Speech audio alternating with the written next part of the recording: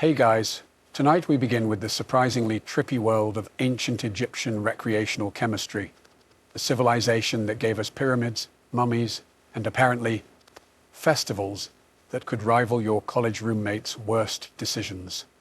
So before you get comfortable, take a moment to like the video and subscribe, but only if you genuinely enjoy what I do here. And let me know in the comments where you're tuning in from and what time it is for you. It's always fascinating to see who's joining us from around the world. Now, dim the lights, maybe turn on a fan for that soft background hum, and let's ease into tonight's journey together. Let's start with the ancient Egyptians' most famous botanical party trick, the blue lotus flower. You've probably seen it in tomb paintings, elegant petals, usually being sniffed by pharaohs or gently waved around at banquets like an ancient version of cheers. But this flower wasn't just ornamental.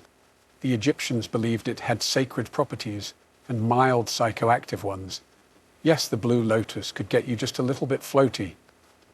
The method was simple. Take the dried petals and soak them in wine for a while, sometimes days. Then drink the infusion at festivals, ceremonies, or presumably whenever you felt like tuning out the sound of 200 people chanting hymns at top volume. The result was a soft, dreamy euphoria, not enough to make you forget your name, but enough to make pyramid building sound like a fun group project. Now, to be clear, the Egyptians didn't call it getting high. They called it communing with the gods. Blue lotus was strongly associated with rebirth and the sun god Ra, which made it perfect for temple rituals and funerary rites. Holding the flower to one's nose was a symbolic way of inhaling divinity. And, okay, maybe also a great way to take the edge off after a long day of ruling the Nile Valley. It was everywhere in art. Pharaohs are shown holding it. Party guests at banquets are passing it around like a floral peace pipe. And even mummies got decorated with it for the afterlife. The thinking seemed to be, if we're traveling to eternity, let's make sure we're stocked up. Practical. But the blue lotus wasn't just ceremonial. Festivals could get wild, and blue lotus-infused wine made the music louder, the dancing looser, and the hieroglyphic poetry marginally more profound. Imagine a crowd under the stars, sipping lotus wine, feeling as light as a papyrus reed in the breeze. For the ancient Egyptians, that was spiritual fulfillment, and also a very good night. There are religious holidays, and then there's the Feast of Drunkenness, the ancient Egyptian equivalent of saying, let's black out in honor of not dying. Subtle name? No. Accurate? Extremely. This annual celebration revolved around the goddess Hathor, who, according to myth, was once sent to punish humanity. But after a bloody spree that would make any disaster movie blush, the gods decided humanity had maybe learned its lesson. So they tricked her into drinking red beer that looked like blood. She passed out, woke up in a better mood, and just like that, mass extinction was narrowly avoided through alcohol poisoning. To commemorate this heroic hangover, Egyptians gathered once a year to get thoroughly obliterated. Not metaphorically, not spiritually, literally. The goal was to drink until one entered a divine trance, which sounds poetic until you remember this often meant collapsing face first into a mud brick courtyard surrounded by strangers yelling praises between hiccups. The ritual began at dawn with music, clapping, and the ceremonial passing of drinks. Priests encouraged revelers to drink as much as your heart desires, which in this context was less of a blessing and more of a dare. Participants banged tambourines, danced in the streets, and reportedly saw the goddess, although whether that was Hathor or just the side of a clay jug is unclear. But this wasn't just chaos for chaos's sake. Well, mostly not. The idea was to honor the balance between destruction and joy, reminding everyone that even wrathful deities could be pacified with a strong enough brew. Think of it as theology meets keg stand, and importantly, this was sanctioned behavior. There were no awkward conversations the next day about what happened in the sacred grove. Getting drunk was part of the job description. If anything, not passing out was suspicious. Why aren't you spiritually elevated, Khnumhotep? Do you hate the gods? Modern scholars have described the Feast of Drunkenness as a ritual of renewal. Participants purged their fears, inhibitions, and likely their stomach contents, all in one divinely authorized party. The next day, headaches, regret, possibly a new scar shaped like Anubis, but also spiritual cleansing. Forget everything you know about beer. Ancient Egyptian beer wasn't golden, bubbly, or anything remotely resembling a beverage you'd order at a bar. It was thick, porridge-like, and alarmingly opaque, served with the kind of consistency that would confuse both your bartender and your dentist. Beer, for the Egyptians, was not just a social drink, it was practically a food group. Made from partially baked loaves of emmer bread that were soaked in water, mashed, and fermented into a chunky slurry, it resembled a soupy oatmeal more than a refreshing ale. The technical term might be liquid bread, but let's not pretend this wasn't a bowl of carbs in denial. This beer was consumed by everyone: peasants, priests, children, scribes, and anyone else trying to survive in a world where desert heat, crocodiles, and public works projects were daily concerns.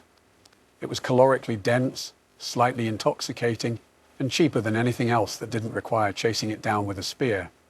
And here's the twist: beer wasn't just for sustenance. It was often intentionally altered with herbs, spices, and other curious additives, especially during festivals or religious ceremonies. Want to commune with the gods? Add some mandrake? Want to forget the priest's speech about cosmic order? Toss in a little fermented date juice and hope for the best.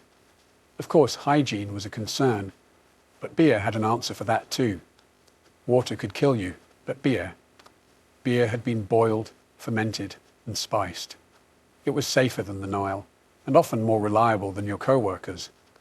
In terms of strength, Egyptian beer ranged from mildly numbing to, I forgot how sandals work. While the alcohol content wasn't high by modern standards, the sheer quantity consumed made up for it. Workers on state projects like pyramid building were often paid in beer, a daily ration of several liters, which means that half of ancient Egyptian labor was fueled by liquid gluten and mild intoxication. Let's talk beer. Or rather, let's talk about a viscous, beige, bread-adjacent fluid that the ancient Egyptians cheerfully called beer, and that modern brewers would call a war crime. Egyptian beer was less refreshing beverage and more fermented soup with ambition. Made by soaking half-baked loaves of emmer bread in water, then mashing the whole affair into a lumpy stew and letting it ferment in open vats, the final product was cloudy, chunky, and distressingly chewable. Imagine oatmeal if oatmeal had opinions and a mild buzz.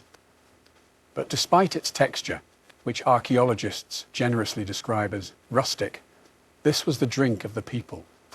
Everyone drank it: pharaohs, priests, peasants, toddlers. Because when water might kill you and milk was suspicious at best, beer was the least deadly option with a pleasant side effect. It was calorie-dense, mildly intoxicating, and often served in communal jugs, because nothing says spiritual unity like 5 adults slurping from a pot of soggy bread water. At temples and festivals, the beer might be enhanced with herbs, dates, honey, or mystery ingredients that were either sacred or just experimental. Historians are still unsure if the addition of mandrake was intentional, or if someone was just tired of reality. This was also the go-to payment method for laborers. Pyramid workers didn't clock out with coins. They received daily beer rations, sometimes several liters per day. This means the guys hauling limestone blocks all morning were doing it buzzed and breaded. And somehow the pyramids still got built. Let that sink in the next time you miss a deadline with a cappuccino in hand. Taste? Probably awful. But if you're living in 1300 BCE, covered in sand and trying not to die of dysentery, a lukewarm jar of beer porridge is Michelin star cuisine. Also, no foam, no carbonation, no glass bottles, just ceramic jugs, straws with filters to catch the bigger bread chunks, and a national commitment to ignoring mouthfeel. Now that you've washed down your bread beer with a floral buzz, it's time to set the mood. with smoke, but not just any smoke. We're talking kaifi, the ancient Egyptian incense that made temples smell like divine bakeries and left everyone wondering if they were actually meditating or just very, very light-headed. Kaifi wasn't a quick hit of frankincense. This was the perfumed love child of an apothecary and a pastry chef. Recipes varied by temple, but the ingredients often included myrrh, honey, wine, raisins, cinnamon, juniper, mint, and whatever other spices were lying around not being sacrificed. Mix it all up, let it ferment, dry it into pellets, and burn them slowly in sacred spaces until everyone either felt deeply spiritual or forgot why they walked in. It was used in ritual purification, which is code for, let's fill this room with enough fragrant smoke to erase our sins, or at least our memories of last night's feast of drunkenness. Temples didn't have ventilation, by the way. That was considered breaking the mood. So imagine standing in a limestone cube next to a sweating priest waving a smoking dish of kifi like it's Fabreze for the soul, while a chant drones in Coptic monotone behind you. Visions weren't just encouraged, they were practically inevitable. Whether divine revelation or mild asphyxiation, it didn't really matter. The gods got their tribute either way. To the Egyptians, kaifi wasn't just air freshener. It was medicine, perfume, and spiritual elevator all in one. Pliny the Elder later wrote that kaifi could cure snake bites and improve sleep, which makes sense if you assume the goal was to pass out entirely. Some recipes were so complex, they read like ancient IKEA manuals. 16 ingredients, each added in precise phases under specific moons. Honestly, it's a miracle anything got done. But once lit, the aroma drifted across the Nile like a sacred fog machine, signaling that something holy was happening, or that someone was overcompensating for yesterday's fish market. Even in death, kaifi lingered. It was burned during mummification, buried in tombs, and probably responsible for at least one pharaoh being accidentally embalmed in a spice rub. In short, kaifi was Egypt's way of saying, if you can't drink it, burn it, and breathe deeply. If Blue Lotus was Egypt's chill friend, and kaifi was the drama queen with a smoke machine, then Mandrake was the slightly unhinged guest you invited once and immediately regretted. With its forked roots that vaguely resembled tiny humans and a reputation that scared even seasoned priests, Mandrake was less herbal remedy and more botanical dare. Used in ancient Egyptian medicine as both a painkiller and a possible aphrodisiac, which is always a terrifying combination, Mandrake earned its place in temple recipes and medical scrolls with the kind of cautious reverence usually reserved for wild animals and pharaohs in a bad mood. The Ebers Papyrus, that handy ancient medical text that sounds like it belongs in a Harry Potter class, lists mandrake for insomnia, fertility, and strengthening the heart. Which sounds noble until you remember that the wrong dose could just as easily strengthen your heart into cardiac arrest. See, mandrake contains alkaloids like scopolamine and atropine, the kind of compounds that mess with your nervous system and occasionally convince you that your bed is melting. In small doses, it was mildly relaxing. In slightly bigger ones, welcome to Night Terrors starring Ra and a crocodile in a wig. And then there's the harvesting myth. According to later folklore, likely inherited from these early associations, pulling a mandrake root out of the ground caused it to scream. Loudly, lethally. So naturally, the solution was to tie it to a dog, cover your ears, and let the poor creature yank it free while you hoped your neighbors didn't ask too many questions. While there's no solid evidence the Egyptians were tying plants to dogs and waiting for shrieks, the idea that the plant had spiritual and slightly terrifying power fits right in. Mandrake may have been used in rituals, fertility rites, or just slipped into beer for those who preferred their hallucinations with a rooty aftertaste. In any case, it wasn't the everyday herb. Mandrake was for priests, magicians, and those who didn't mind taking medical advice from a man covered in gold leaf. Used carefully, it could induce sleep, reduce pain, and maybe inspire a sensual poem or two. Used recklessly, you'd wake up 4 days later convinced you were a scarab beetle. Somewhere in the vast scrolls of Egyptian medical wisdom, wedged between cures for crocodile bites and the proper placement of amulets on inflamed body parts, lies a quiet little mention of Shemshemet. That's right, cannabis. Because when it came to pain relief, the ancient Egyptians didn't just rely on divine intervention or chewing reeds until they forgot their problems. Sometimes they reached for something a little more herbal. Cannabis appears in medical texts like the Ebers Papyrus and Ramesseum Papyrus, mostly as a treatment for inflammation, sore eyes, and various gynecological complaints. Yes, gynecological. Ancient Egyptian women may have had access to THC-infused suppositories, which sounds like a modern wellness trend someone is definitely going to try to resurrect on Etsy. Of course, the Egyptians didn't roll joints or bake brownies with it, at least not that we know of. Cannabis was usually crushed into oils, mixed into salves, or blended with honey, because if you're going to medicate, why not make it taste nice? Applied topically, it soothed pain. Inhaled accidentally. Well, now the temple incense makes a lot more sense. Was it recreational? Officially, no. Unofficially, probably.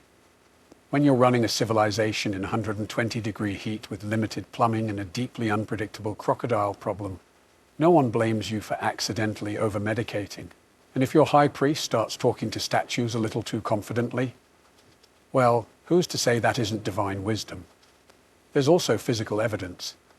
Residue analysis from mummies and burial sites has turned up trace amounts of cannabis, along with opium and nicotine, which raises either some fascinating pharmacological questions or the world's most suspicious funeral offerings.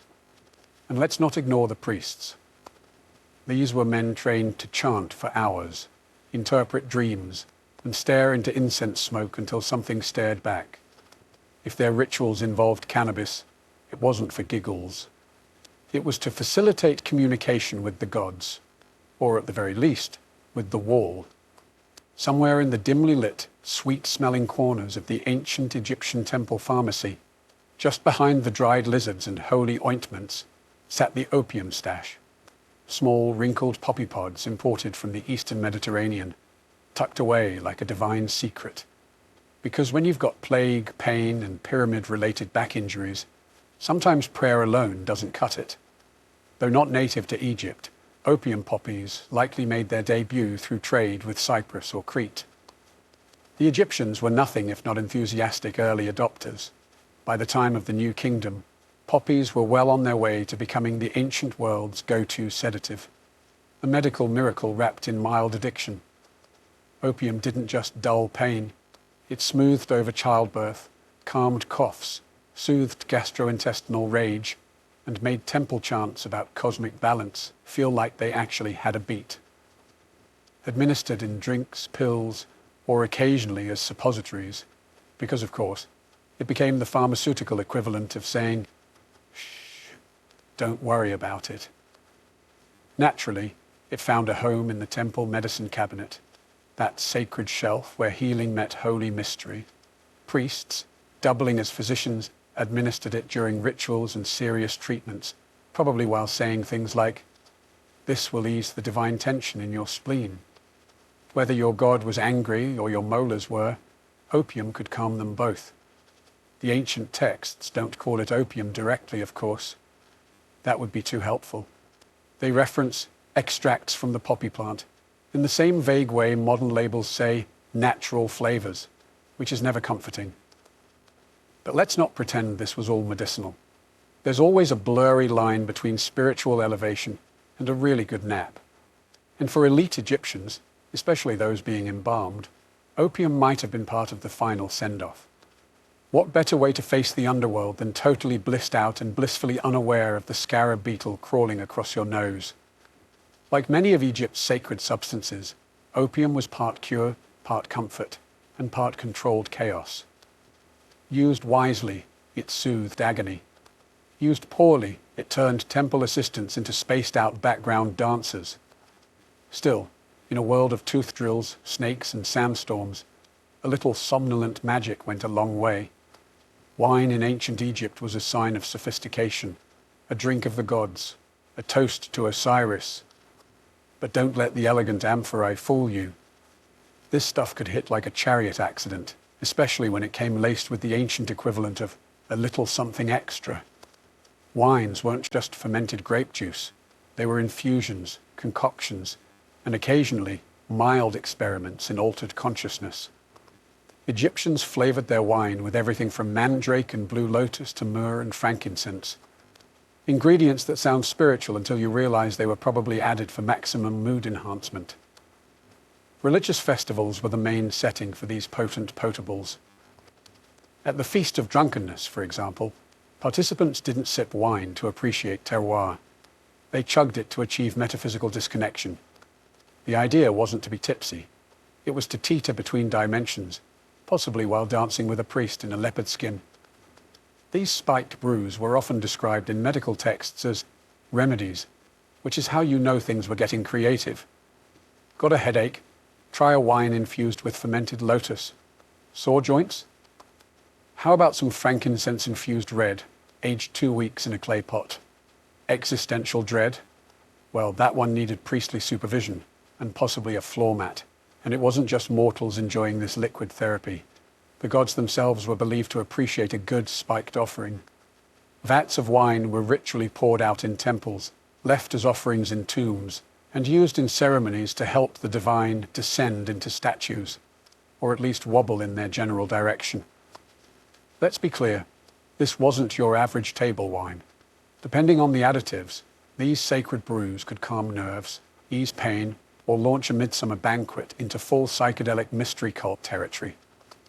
And because everything was part of a ritual, no one could really question the dosage. If the room spun, it was spiritual. If you passed out in the lotus garden, that was divine communion. For the ancient Egyptians, wine wasn't just a beverage. It was a vehicle, one that could take you to enlightenment, to sleep, or into the arms of a very confused crocodile god. For a civilization obsessed with order, ritual, and geometry, the ancient Egyptians had a surprisingly open mind about trance states. In fact, they encouraged them, just not during accounting. These altered mental states were seen as direct channels to the divine, or at least to some deeply theatrical inner monologue. Possession, divine, not demonic, was often treated as a religious promotion, not a medical emergency. If a temple dancer started convulsing mid-routine, she wasn't rushed out by worried acolytes. She was applauded. Hathor had arrived, apparently, and had strong opinions about tambourine tempo. These trances were often achieved through a time-honored combo of repetitive drumming, rhythmic chanting, smoke inhalation, sleep deprivation, and wine with mysterious floaties in it. The result? Sudden bouts of prophecy, dramatic gasping, and the occasional unplanned floor nap. Priests and priestesses alike were trained to host gods like Airbnb guests, welcoming them into their bodies during rituals. This included changes in voice, posture, and a sudden urge to announce cryptic things while staring into a fire. In many temples, it was just another Wednesday. To outsiders, it may have looked like a mass fainting spell, but within the temple, this was how messages from the gods were delivered. Sometimes the gods advised. Sometimes they scolded. Sometimes they demanded more cake offerings, which says a lot about ancient theology and ancient appetites. The trance wasn't always voluntary either. There are accounts of the afflicted being taken by deities, often accompanied by shouting, shaking, and suspicious amounts of incense. Whether these were actual divine messages or simply what happens when you inhale 4 hours of kifai smoke next to a flaming brazier is still debated.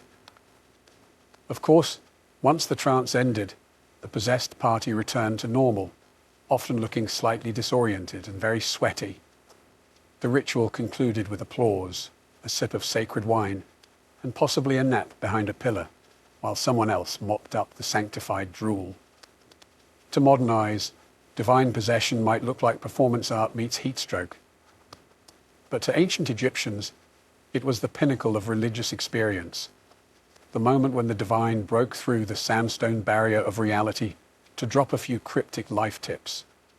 You'd think death would be enough to stop someone from getting invited to a party. Not in ancient Egypt. The line between the living and the dead was more of a soft suggestion, like, don't swim after eating, or maybe don't chisel hieroglyphs drunk. Egyptians didn't just respect the dead, they actively included them in social plans. This wasn't metaphorical. Families visited tombs during festivals like the beautiful Feast of the Valley, lugging baskets of food, jugs of beer, and the general vibe of a tailgate party, if the tailgate was parked in a necropolis. They'd sit outside the tomb, eat, drink, and commune with the deceased, which usually meant talking to the wall and hoping Grandma appreciated the pickled fish. Many tombs had false doors, carved portals through which the dead could receive offerings.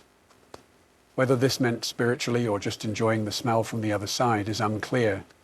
Either way, ancient Egyptians believed the dead could still enjoy food, drink, music, and a decent bit of gossip. So naturally, they threw them parties. Music was played, incense was burned, libations were poured.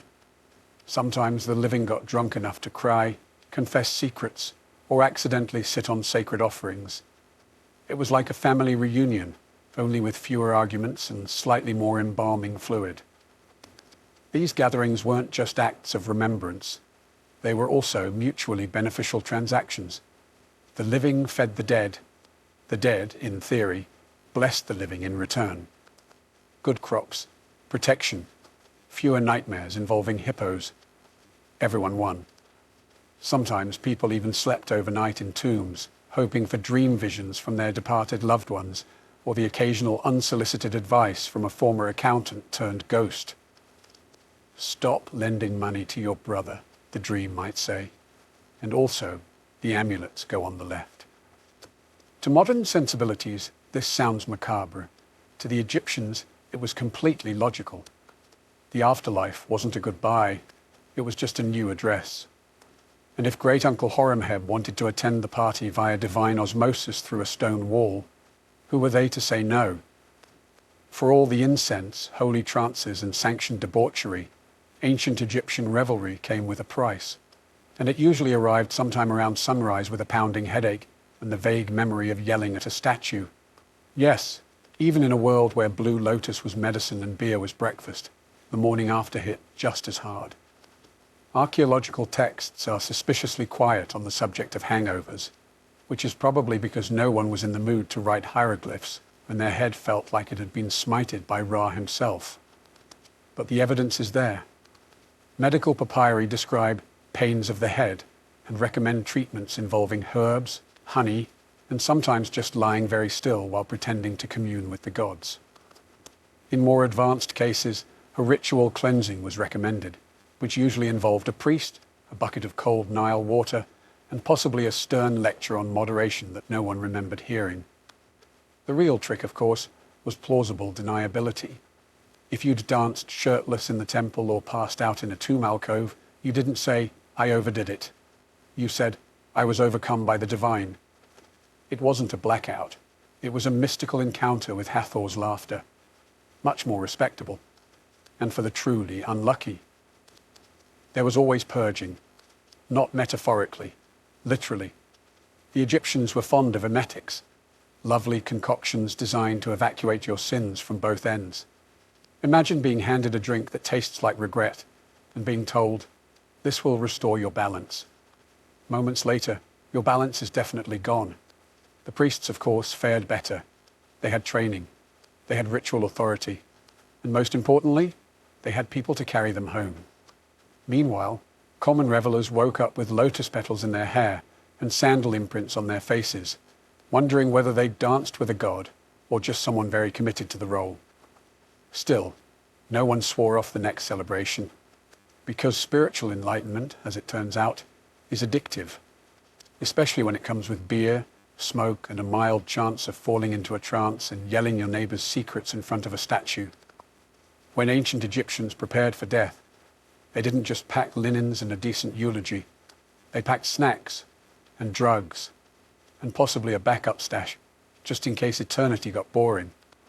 Because if you thought the partying stopped after your heart was weighed, think again. It just moved underground. tombs weren't silent, solemn places. They were carefully curated starter homes for the soul, complete with food, booze, and mood-enhancing herbal arrangements. Mummies were entombed with blue lotus petals, wine jugs, incense cones, and the occasional sealed mystery jar, which archaeologists now eye with both reverence and mild suspicion. Take Tutankhamun, for example. When Howard Carter cracked open his tomb, he didn't just find gold and furniture. He found wine, oils, herbs, and what can only be described as the ancient Egyptian version of a wellness kit. If a modern influencer were buried today, it would look disturbingly similar, minus the canopic jars. This wasn't just luxury, it was strategic. The soul, or Ba, if you're fancy, needed nourishment and stimulation in the afterlife. Eternal bliss wasn't going to maintain itself after all. So priests and embalmers made sure you were entombed with all your spiritual comfort items, food offerings, sacred perfume, and a generous dose of whatever got you through long temple ceremonies while pretending to be enlightened. Some tombs even include instructions to the dead on how to prepare and enjoy these items in the afterlife. It's not enough to carry blue lotus into eternity. Apparently, you also needed directions in case divine short-term memory was a thing. And let's not forget the opening of the mouth ritual, which was supposed to let the dead eat, speak, and, let's be honest, sip that sacred fermented beverage with proper technique, because it's hard to toast Osiris with a closed jaw. All of this tells us one very clear thing. The ancient Egyptians did not separate pleasure from piety. If something brought them closer to the gods in life, even if it was a psychoactive flower soaked in wine, it belonged in the tomb, along with your amulets, your linen headrest, and possibly a starter pack of dreams. Ancient Egypt gave the world pyramids, mummies, and eyeliner that could block out the sun. But it also perfected an unspoken truth of civilization. Sometimes the people running things are just high enough to think it's going well. Officially, the pharaoh was the earthly embodiment of Horus, chosen by the gods to maintain Ma'at, cosmic order. Unofficially, temple priests had the keys to the sacred stash, the incense budget, and the daily schedule of who gets to chant next to a burning bush of Kai-Fi until they pass out. The religious elite weren't just spiritual guides. They were state-sanctioned pharmacists, supplying the population with everything from calming ointments to full-blown psychedelic experiences disguised as Holy Communion. If it smelled strong, tingled on contact, or made you speak in metaphor for 3 days, it probably came out of the priesthood's apothecary. And while pharaohs wore the crowns, it was the priests who knew how to blend mandrake with wine and not kill anyone. This gave them an enormous amount of soft power, not just in healing and ritual, but in managing the emotional and mystical tone of society. You didn't ask, what's going on with the harvest? You asked, what did the high priest see in his trance last night? Spoiler, it was usually a falcon and a lot of swirling gold light. Let's not forget the economic side. The temples were landowners, employers, and massive centers of drug production. Blue lotus didn't grow itself. Someone had to harvest it, dry it, ferment it, and whisper to it in sacred verse. So yes, religion was very holy, but it was also a well-oiled machine, one that ran on faith, herbs, and occasionally mind-altering doses of divine inspiration. In many ways, the question of who ruled Egypt was less about crowns and more about who controlled the incense burners. Because if the gods spoke through visions, and the visions came after a priest sniffed something pungent in a sealed chamber, well, you do the math. In theory, ancient Egypt was all about balance, justice, and order.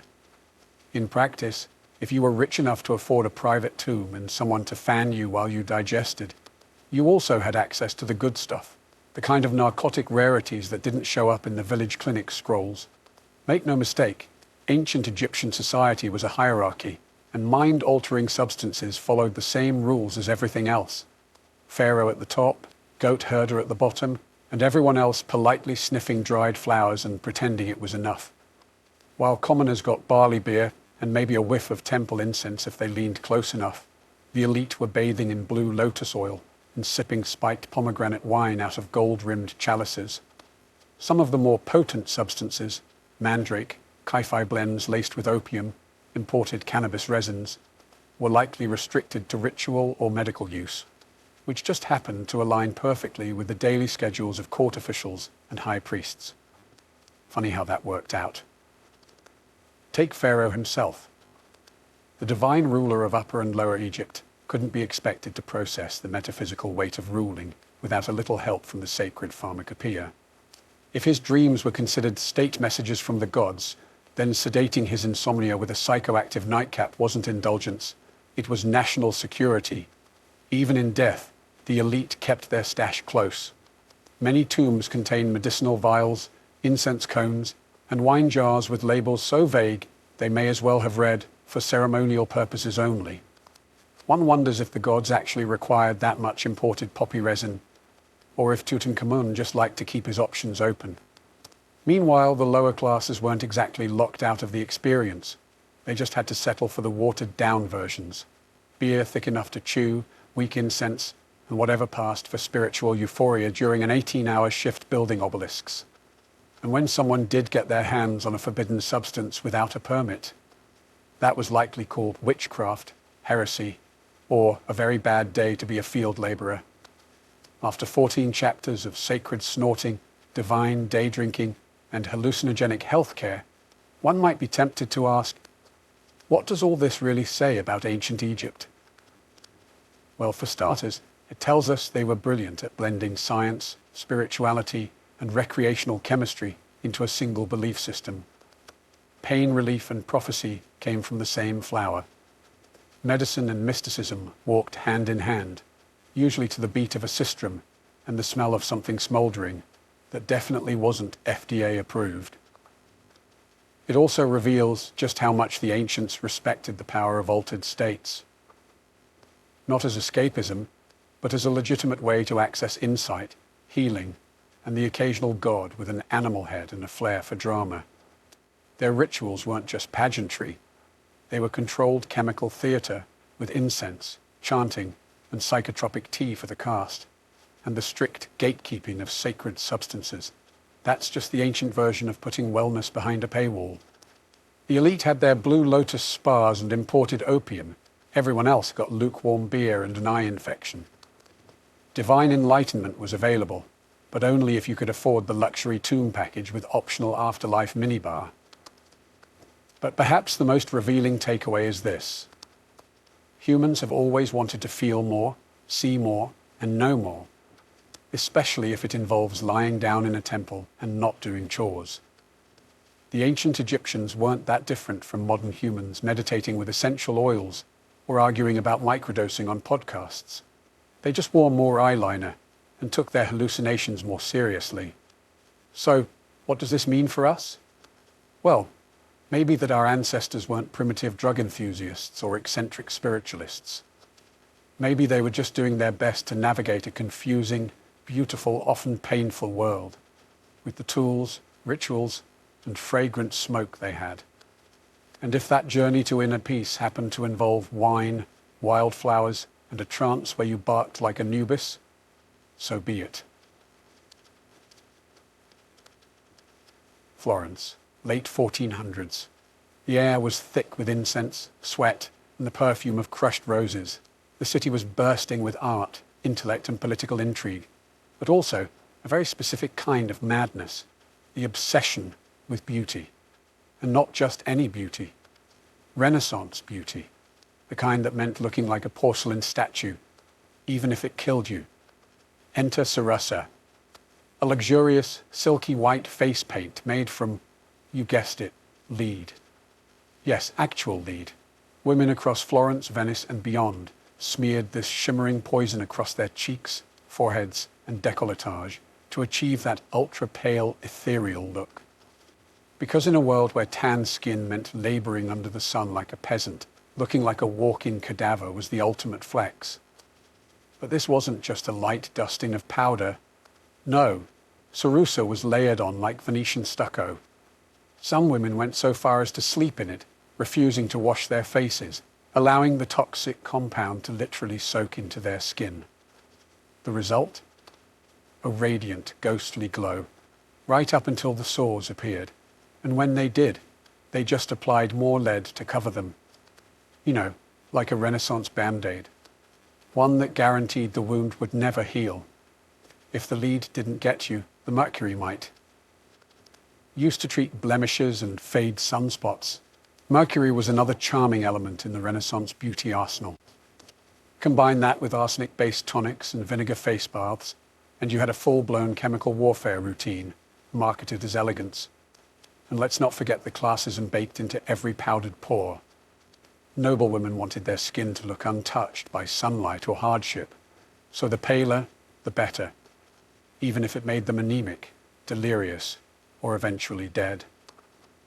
Looking divine came at a divine cost. But perhaps the most ironic part, the women who could afford all this toxic luxury also had access to imported perfumes from the Orient, rosewater distillations and camphor-laced tonics.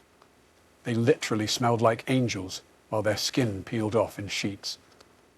If you had a functioning pair of eyebrows in Renaissance Florence, you clearly weren't trying hard enough.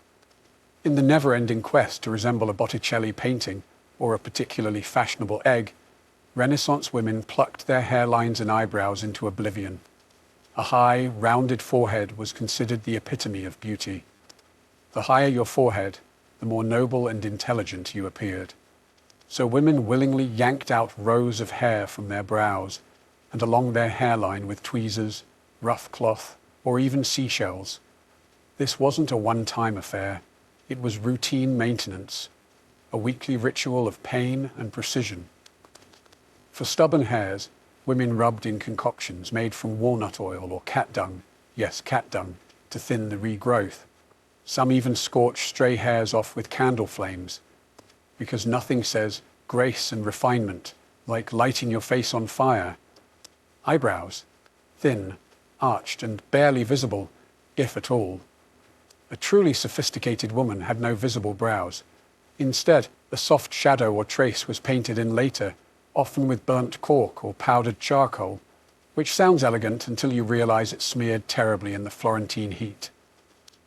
Imagine your eyebrows slowly dripping down your cheeks during Mass. Divine. Meanwhile, body hair was seen as animalistic and unclean.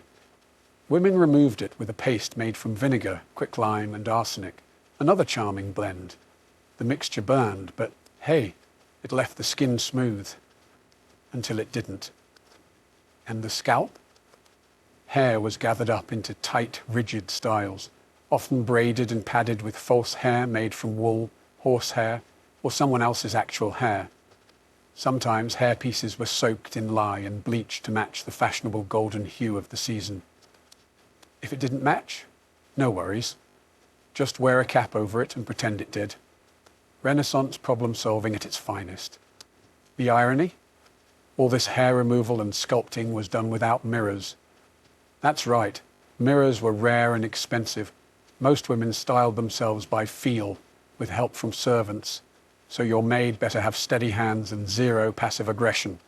One wrong move, and your widow's peak becomes a monk's tonsure.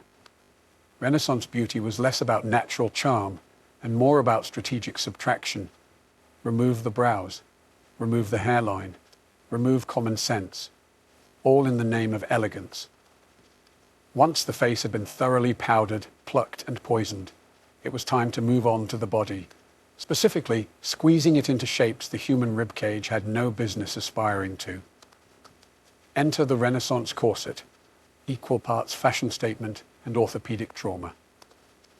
Renaissance corsets weren't quite the wasp-waisted death traps of later centuries, but they still meant business.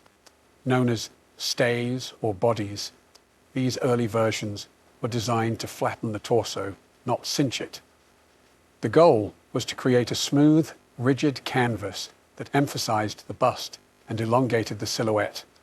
Because what's sexier than looking like a very elegant plank? The stiffening materials? Whalebone if you were rich, reeds or pasteboard if you weren't. All of it sewn into linen and laced tightly across the back. Getting into one required assistance, determination, and a surprising tolerance for losing peripheral vision. A fully dressed noblewoman was essentially an armoured artichoke, layered, spiked, and strangely delicate. And corsets weren't just about looks, they were moral statements. A straight, upright posture indicated inner virtue. Slouching, on the other hand, suggested moral laxity and possibly demonic possession. So if you were a well-bred lady, you stood straight, walked stiffly, and breathed in short, shallow gasps. Bonus points if you fainted gracefully in public. That just meant you were doing it right. Underneath, linen chemises helped absorb sweat, because newsflash, Florence in summer was not a place for heavy fabrics and no airflow. But elegance came first. Comfort came never.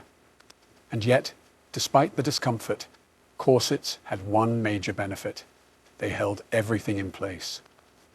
Unlike modern bras that pretend to offer support while staging a quiet rebellion by noon, Renaissance stays offered the kind of structural reinforcement usually reserved for bridges. You could run, dance, or survive a fainting spell without anything shifting an inch. Of course, not everyone could afford such architectural fashion. Working-class women went without stays, favouring looser bodices and more breathable materials. But among the elite, corsets were essential. You weren't fully dressed without one, just tragically undone. The worst part? You had to eat while wearing one. Which brings us to the next Renaissance fashion paradox: feasting like royalty, while trying not to split a seam or collapse from restricted airflow. In Renaissance Italy, beauty wasn't just skin deep. It extended all the way to the dinner table, where fashion and food had an uneasy relationship. On the one hand, noblewomen were expected to attend lavish banquets and engage in the social theatre of feasting. On the other hand, they had to do it while squeezed into a corset so tight, their internal organs were basically roommates. Meals were grand affairs.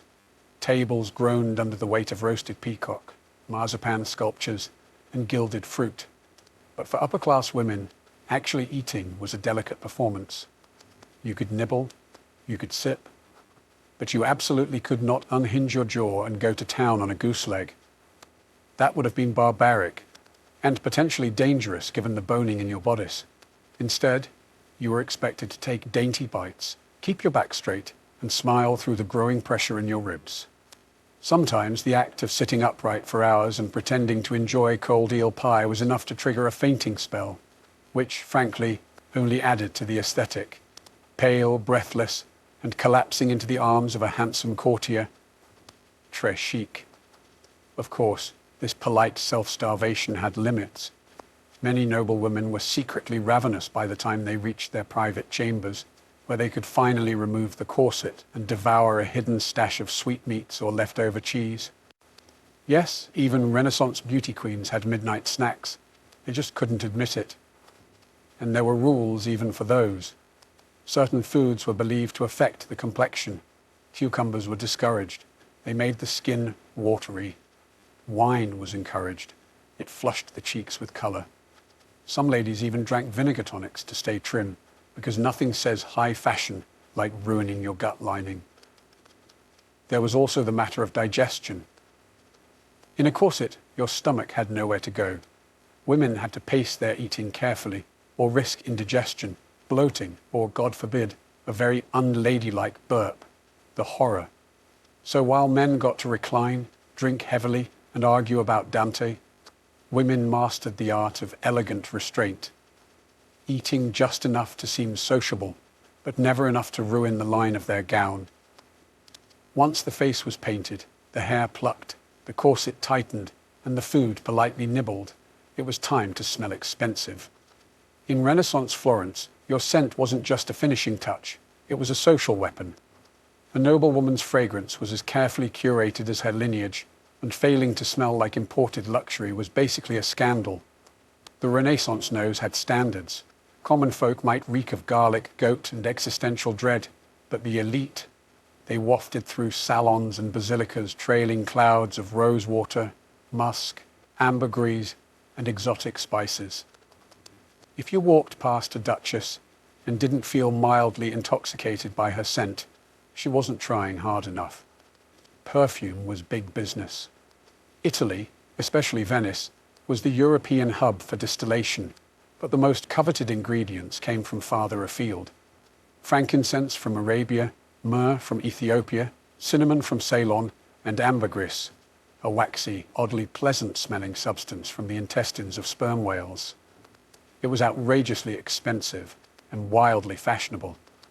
Basically the Renaissance equivalent of dabbing yourself with designer whale bath.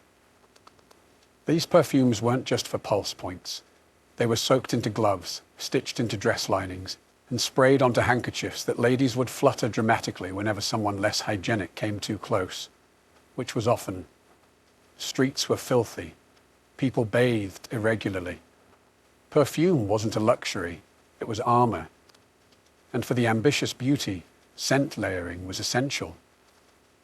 First came the scented bath, usually a rinse of rosewater or camphor, then a dusting of crushed violet petals, followed by an oil rubbed into the temples or wrists, and finally a heavy mist of whatever concoction your apothecary swore would make men weep and rivals faint. Some even wore pomanders, delicate perforated orbs filled with aromatic herbs, around the neck or waist. Others dangled them from their belts, like olfactory warning bells. Approach with caution. I smell of cinnamon and judgment. But these potions weren't always benign. Some perfumes contained turpentine, or tinctures so strong they could trigger headaches, nausea, or fainting. One wrong blend and you went from seductive to insufferable. Still, the right fragrance could open doors, or at least noses. A woman who smelled divine had power. Power to entrance, distract, or just to survive a crowd of unwashed poets. If Renaissance beauty was a battlefield, then fashion was the armor, and Florence was its glittering war zone. The fabric you wore didn't just say something about you, it screamed, it sang. It flounced down the street declaring your family's wealth, your husband's rank, and whether or not you had any shame in bankrupting him for a sleeve. Velvet was the crown jewel. Imported, dyed, and woven with the kind of care usually reserved for saints' relics, velvet was thick, heavy, and absurdly expensive. Wearing it in summer, a true power move. You were hot, yes, but you were important. Then came brocade. Not content with mere color, brocade brought patterns into the picture. Lions, vines, even entire religious scenes woven in gold thread. And we're not talking about subtle accents. These were gowns that could double as altarpieces. The more intricate the design, the more time and money it took, which meant the more smugly you could nod at other women's inferior sleeves. Sleeves, by the way, were detachable. A practical feature turned competitive sport. Wealthy women owned entire wardrobes of sleeves to mix and match, flaunting them like today's designer handbags. Embroidered, puffed, slashed, pearl-encrusted. Some sleeves were so elaborate they needed their own storage system, and occasionally their own servants. Colors were coded too. Deep blues and crimsons were made with rare dyes like lapis lazuli and cochineal, pigments so expensive they were locked away like treasure. Only the rich could afford these hues, and sumptuary laws in places like Florence tried and failed to restrict certain colors to the nobility. But laws are boring. Dresses were not. Even the underlayers were ornate. Chemises were trimmed with lace. Petticoats peeked out in silken fleshes. And girdles, belt-like accessories, weren't just decorative. Some were studded with gems and hidden pockets for perfume, prayer books, or possibly revenge notes. But all this fashion came at a price, literally. A single gown could cost more than a year's wages for a craftsman, and yet noble women didn't just have these gowns, they needed them. Every social event was a stage, and every outfit a statement. Wearing the same thing twice? Social suicide. Renaissance fashion didn't stop at the ankle, though, in fairness, no one was really supposed to see your ankles. Modesty dictated that a woman's feet be kept decently hidden beneath layers of brocade and silk, which was a pity, considering how completely ridiculous Renaissance footwear often was. Let's start with the Chopin, the most theatrical shoe ever invented. Chopins were essentially high-platform soles. think ancient Roman sandals crossed with stilts. Originally from Venice, they were designed to keep fine dresses above the muddy, plague-infested streets. But over time, function gave way to fashion, and chopines got taller. Much taller. Some were over 20 inches high. Yes, that's not a typo. 20 inches. Wearing them required balance, training, and frequently a servant on each arm. Walking unaided was considered both a physical feat and a social risk. If you fell, you didn't just lose your dignity, you might take out half the wedding party with you. In Florence, chopins weren't quite as extreme, but the trend still trickled down. Wealthy women wore delicate pointed slippers, often made of velvet, embroidered with silk thread and lined with fur. These were indoor shoes.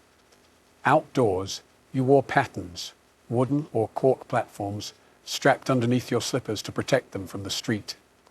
A practical solution, unless you tripped and shattered your kneecaps on cobblestones.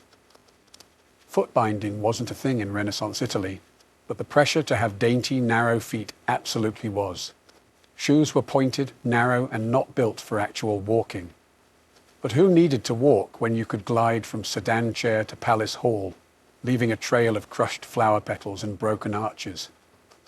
And then there were the stockings. Women wore finely knit hose made of silk or wool, tied at the knee with ribbons. These ribbons were sometimes scented, because if someone caught a glimpse of your shin, you at least wanted to smell fabulous. Of course, lower-class women wore simpler shoes, sturdy leather for labor, clogs for wet work. But the noble class treated footwear like a secret weapon, unseen, impractical, and incredibly expensive. All of it reinforced a single message. Real ladies didn't walk. They floated. They glided. They suffered gracefully and in style. After hours of being powdered, plucked, laced, perfumed, stuffed, and platformed, what came next? That's right, dancing. Because nothing completes the Renaissance beauty ritual like trying to glide across a polished marble floor in 20 pounds of fabric and 2 inches of breathable lung space. Courtly dances were serious business. These weren't your carefree tavern-style reels. No, Renaissance court dances were slow, elegant, and excruciatingly choreographed. Every step was rehearsed, every movement symbolic. The wrong foot placement could imply social ineptitude. A misstep, scandalous. You might as well shout, "I own nothing in lapis lazuli," and run barefoot into the Arno. For noble women, dancing was a test of composure. The most popular forms, like the pavan or the galliard, required gliding in precise patterns, keeping your gaze modest, and never, under any circumstance, breathing through your mouth. That was considered undignified, which is unfortunate, because corsets did not allow for deep breaths. Every galliard leap was a calculated gamble against passing out cold. And yet, it was crucial. A woman's grace on the dance floor was as vital to her reputation as her dowry. Parents hired dance tutors the way modern influencers hire lighting designers. You learned how to turn, how to bow, how to fan yourself just enough to be mysterious, but not so much that you looked sweaty. The goal was to radiate effortless control, even as your shoes blistered and your ribs whimpered. There was also the matter of social strategy. Dancing offered rare opportunities to interact, briefly, with eligible men. Gloved hands touched for a moment, eyes met during a bow, perfumes mingled. It was flirtation with footnotes, but say too much, move too boldly, or, heaven forbid, laugh. You risked ruining your entire aesthetic of pious elegance. Meanwhile, the background noise of every court event was a choir of judgment. Other women critiqued your gown, your hairstyle, your posture. Servants whispered, tutors fretted, and all the while you had to maintain the illusion that none of it mattered. But it did. A clumsy turn or an off-rhythm curtsy could haunt you for weeks. So you danced, you smiled, you endured. And when the music finally stopped, you excused yourself to repowder your sweat-streaked Sarasa before round 2.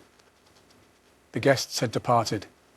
The candles had melted into waxy puddles, and the Renaissance noblewoman, divine, dazzling, and delicately dying inside, finally made it back to her chambers. But sleep? Not yet. First came the Renaissance version of the night routine. Spoiler alert, it was less self-care and more controlled deterioration. Step 1, the unmasking. Out came the linen cloths, rose water, and raw egg whites. The lead-based Sarossa had to be gently removed, not because it was delicate, but because scrubbing too hard would take skin with it. Many women used a mix of almond oil and vinegar to lift the layers, hoping their complexion underneath wasn't too ravaged. Spoiler, it usually was. Then came the hair, or what was left of it. Carefully, the pins and fake braids were uncoiled. Any adhesive used to keep forehead wigs in place had to be dissolved with herbal tonics. Ladies hoped the cat dung and quicklime they used for hair removal earlier in the week hadn't left bald patches. No pressure. Next, the corset unlacing, a spiritual experience, one that usually involved gasping, groaning, and possibly an audible crunch as ribs regained their original shape. Women could finally breathe. Not deeply, but enough to sigh in relief and maybe whisper, "Never again," for the 100th time. The feet were peeled out of slippers, revealing the crushed remains of what used to be toes. If you were lucky, your servant brought a basin of warm water with lavender or rosemary to soak them. If not, you just stared at your feet and wondered if you'd ever feel joy again. Finally, you were rubbed down with sweet oils, or, if you were particularly devout or paranoid, an alchemical tonic promising to preserve your youth. Never mind that it smelled like old copper and probably contained powdered beetles. Beauty is pain. Also possibly pestilence. And then, at last, the candle was blown out. Not with a huff, still too improper, but a delicate puff, like you were apologizing to the flame. You lay back, hairline 2 inches farther back than it was last year, skin slightly more ghostly than the day before, lungs recovering from corset trauma. But tomorrow, you'd do it all again.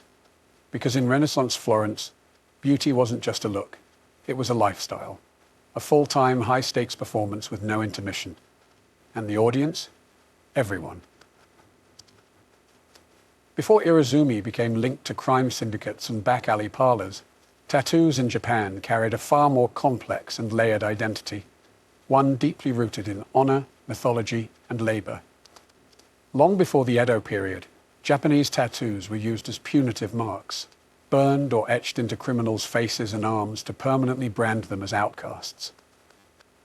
But by the 1600s, these crude symbols had evolved into something far more intricate, something closer to art, devotion, and even spiritual armor. In Edo Japan, society was rigidly structured. Class divisions were clear. Samurai had swords, merchants had rules. Everyone else? They had restrictions. The Tokugawa shogunate enforced strict codes on dress and behavior, especially for the lower classes. Ornate robes, luxurious fabrics, and flashy jewelry were reserved for the elite. But human nature always finds a loophole. For the common man, especially laborers, firemen, and gamblers, tattoos became a way to reclaim beauty, status, and identity. If you couldn't wear brocade on the outside, why not wear it on your skin? And so, full-body tattoos flourished underground, hidden beneath plain work clothes, but revealed in bathhouses, festivals, and moments of intimacy. These weren't random designs. They were stories. Sleeves of swirling dragons, bodysuits of phoenixes, koi fish, cherry blossoms, Buddhist deities, and folkloric heroes. Each tattoo carried meaning. A koi swimming upstream symbolized perseverance. A dragon on the back meant power and protection. These motifs weren't chosen on a whim. They were earned, sometimes one painful inch at a time, and the process was brutal. There were no machines, no antiseptic creams. Artists, called horishi, used wooden handles and steel needles to hand-poke ink beneath the skin. The ink was often mixed with charcoal or natural pigments, hammered in using rhythmic strikes. Sessions lasted hours. Full bodysuits could take years. But the result? a living mural that turned skin into storytelling. Yet, despite their cultural richness, tattoos remained illegal for much of the Edo period. Authorities viewed them as signs of disorder, deviance, or wastefulness. And so, the art of Irezumi thrived in the shadows, respected by some, feared by others, and completely invisible to the ruling elite. In Edo period Japan, where wooden buildings were packed like kindling and open flames lit every lantern, fires were constant and devastating. The samurai might have ruled the land, but when your neighborhood caught fire, it was the fireman, a keishi, who saved your life. These weren't firemen as we imagine today. They didn't use hoses or wear flame-retardant suits. Instead, they carried hooks, axes, and raw courage. Their job wasn't to extinguish fires. It was to tear down nearby structures and create fire breaks before the flames could spread. This meant climbing onto burning rooftops and dismantling homes by hand, often while embers rained from the sky. Naturally, these men developed a culture of bravado, toughness, and brotherhood. And central to that culture was tattooing. Full-body tattoos, Irezumi Horimono, became a badge of honor among the Haikushi. Not only were they stunning displays of strength and endurance, they were deeply symbolic. Dragons for power, tigers for courage, gods and demons for spiritual protection. When a fireman stripped off his uniform to reveal a full suit of swirling ink, it wasn't vanity, it was armor. And the pain? It was part of the point. Sitting for hundreds of hours while needles punctured the skin was a rite of passage. If you could endure that, you could face down an inferno. The tattoos weren't just decoration. They were proof of fearlessness, commitment, and pain endured for the good of the group. Some crews even shared themes, with all members sporting similar motifs to reflect unity. You'd see entire teams marked with identical dragons across their backs, or coordinated waves and blossoms swirling down their arms. This wasn't gang behavior. It was solidarity, brotherhood forged through smoke and fire. But it wasn't legal. Tattoos were still frowned upon by the authorities, seen as vulgar or wasteful, especially for public servants. So the Hikeshi wore their ink beneath their clothes, only revealed in private bathhouses or celebratory festivals, where their role as local heroes gave them a pass, at least temporarily. Ironically, these same men were admired in their neighborhoods and feared by the elite. Their tattoos were marks of danger to some, of devotion to others. Beyond the fire brigades and labor crews, another group embraced the painful elegance of Irezumi, the gamblers, rogues, and thrill-seekers of Edo's underground. These were the drifters of the ukiyo, the floating world, a term that described both the pleasure quarters and the transient nature of existence itself. And in that fleeting world, tattoos were a language of risk, identity, and rebellion. Many of these men were bakuto, professional gamblers who roamed the country with dice, cards, and an uncanny ability to separate samurai from their stipends. While the bakuto had no formal organization at first, they lived by their own codes of loyalty, honor, and toughness. In a society that relegated them to the fringes, tattoos became a way to reclaim dignity, to turn a marginal life into one of meaning, one needle prick at a time. Their tattoos were bold, provocative, and unapologetically visible in the right settings. Peonies, fierce warriors, gods of fortune, and snakes slithered across their torsos. These weren't the quiet, contemplative inkings of monks or the civic pride of firemen. These were power statements, visual declarations that said, "I don't follow your rules, I live by my own."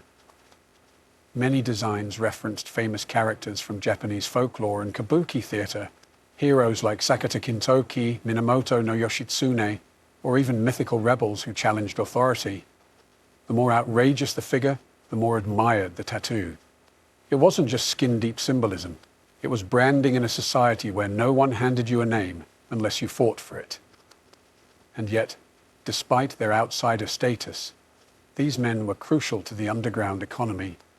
They lent money, maintained order in red light districts, and developed early proto-Yakuza structures. Their tattoos became both a badge and a warning: loyalty within, danger without. Tattooing shops flourished in this world, not always marked with signs, but known through whispers and connections. The horishi became revered figures, their work whispered about in bathhouses and behind sake counters. To be inked by a famous master was an honor. To endure the hours of stabbing pain, a show of grit. For gamblers and rogues, Irezumi was more than art. It was an identity carved in pain, proudly worn in a world that had no place for them.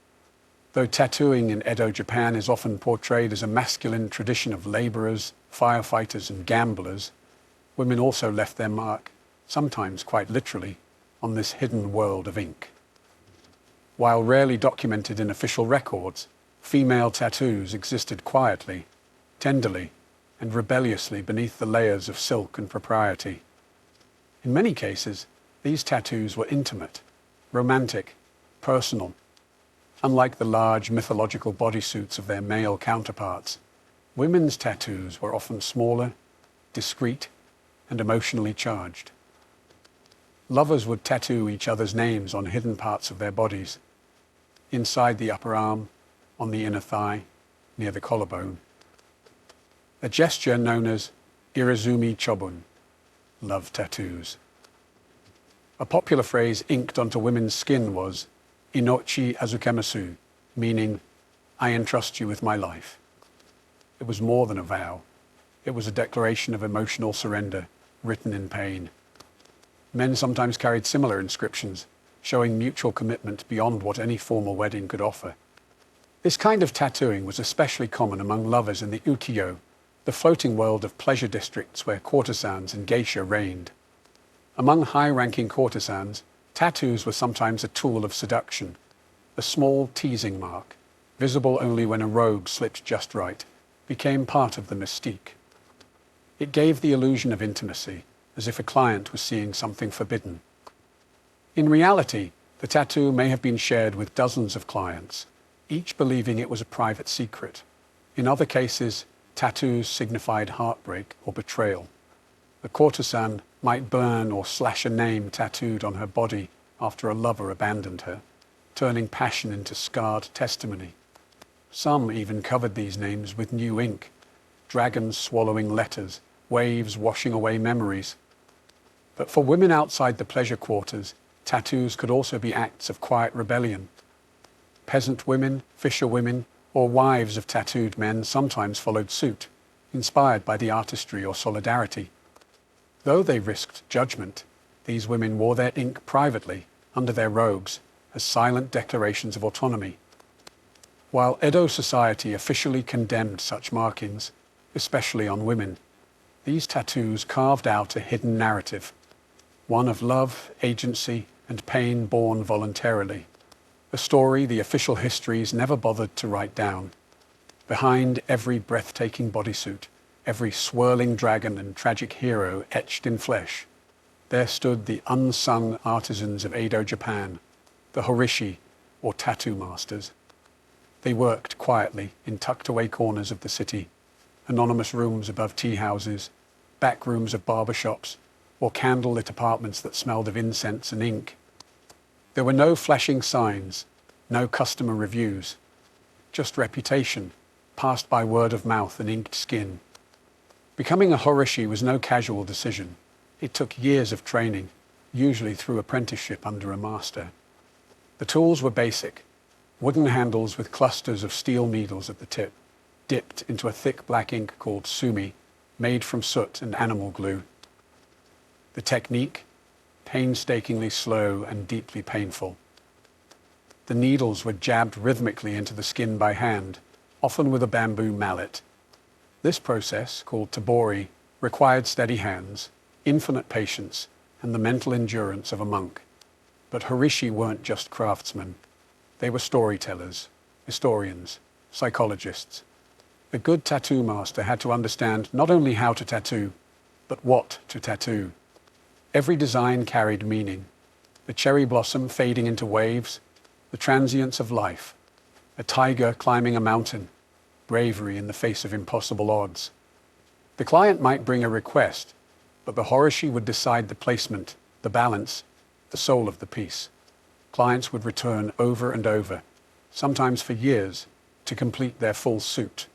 A bodyscape that stretched from shoulder to thigh, across the back, down the arms, and often stopping just above the wrist and neckline. This wasn't random.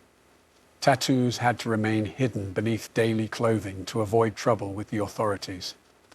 Some horishi signed their work, not visibly, but secretly, within the folds of a dragon's tail, or hidden in the petals of a lotus. These subtle signatures became a badge of pride, recognizable only to those in the know. Despite the intimacy of the work, horishi lived with one foot outside of society. Their clientele were often firemen, gamblers, courtesans, people outside the elite.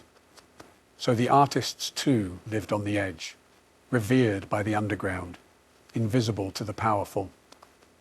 Irezumi wasn't just something you wore, it was something you survived. Every line, every shade, every drop of color came at a price, measured in hours of motionless endurance and days of aching flesh. In Edo, Japan, the pain of tattooing wasn't a drawback, it was the entire point. Tebori, the traditional hand-poked method used by horishi, was brutal by design.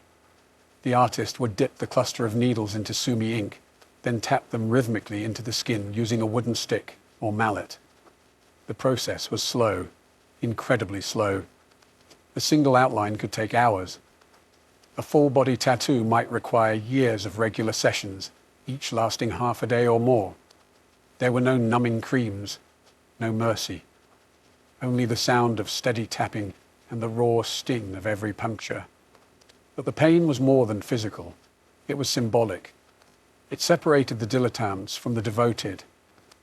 It was a test of will, patience, and mental control. Clients didn't just receive tattoos, they earned them, and the endurance it took to sit through these sessions became a badge of honor, often discussed with quiet pride in bathhouses and taverns. Firefighters believed that the agony strengthened their courage. Gamblers viewed it as a test of luck and loyalty. Courtesans and lovers took on the pain as a symbol of their emotional depth. For some, it was a punishment. For others, purification. There was a spiritual dimension to it as well.